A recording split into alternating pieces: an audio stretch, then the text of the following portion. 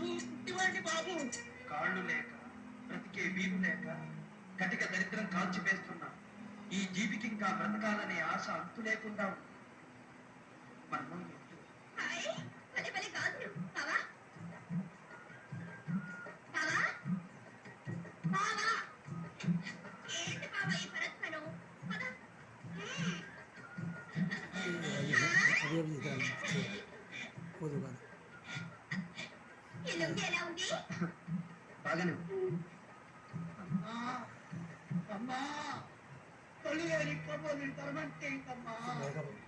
ఎంత కష్టమో ఎంత కష్టం. సర్వేంద్రియాణ నయనం ప్రధానం అంటారే పెద్దలు.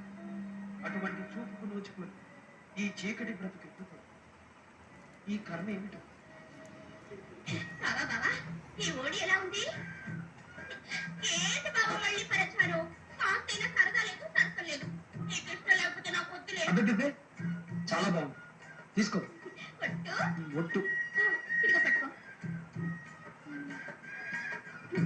ఇదిగోయ్యా, డబ్బులు తీసుకో.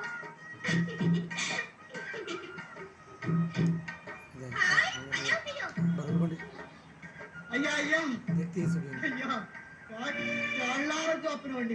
కనికరించండి అయ్యా, కనికరించండి.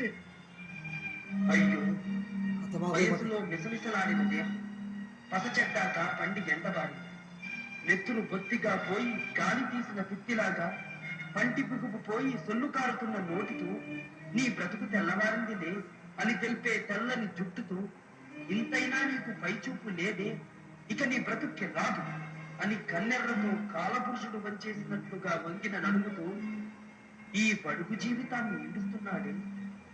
అంతలో అందరి బ్రతుకు ఇంతేనా?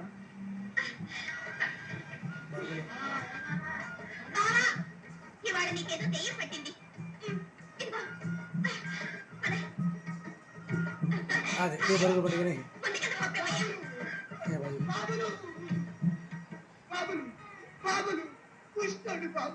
కాళ్ళు చేతులే కాదు, కడకు ప్రాణాలు కూడా కొరుకు తింటుంది.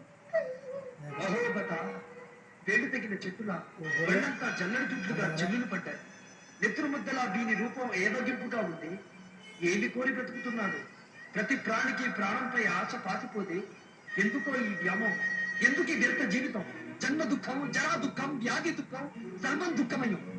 ఏడుస్తూ పుడుతూ ఏడుస్తూ చావవలసిందేనా ఈ జీవితపు పరమార్థం? వైకల్యం లేని కైవల్యం ఈ మానవుడు పొందలేదా?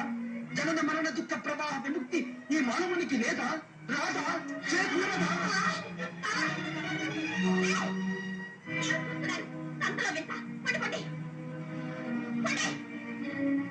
చూడడానికి సంతకొస్తే అందరూ వింతగా మనల్ని చూస్తున్నారు.